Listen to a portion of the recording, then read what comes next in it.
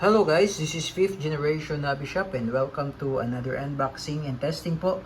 Shoutout po kay Sir Joel. Unboxing po tayo ng AW Custom 2401 Race Gun Airsoft Pistol. Gas blowback po ito, made in Taiwan by Armorer Works.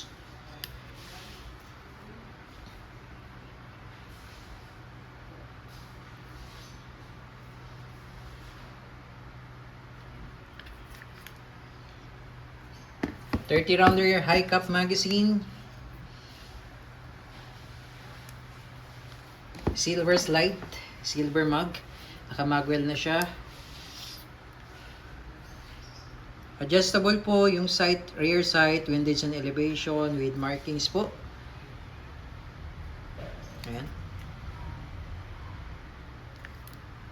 AW2401 Airsoft Gas Blowback Pistol. Ang ganda. Ka-fiber optic sight front. Testing po tayo.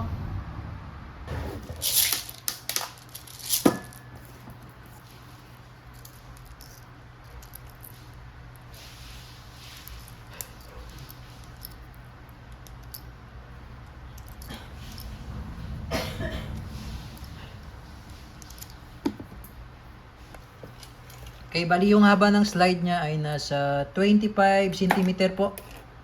Kasama na yung extension. 25 cm. So, pang competition siya. Race gun po.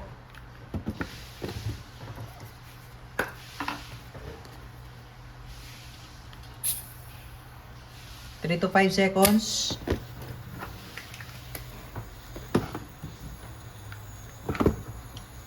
Okay, testing po tayo. AW Custom Armorer Works.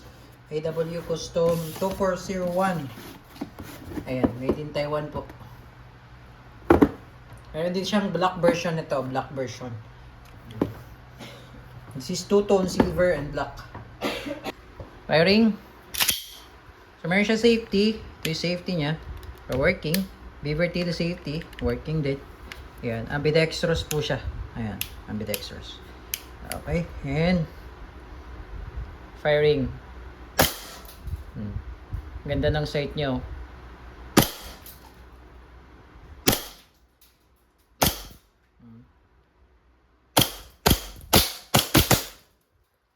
Okay, pag wala na siyang bala, nag-open slide siya. Ayan o.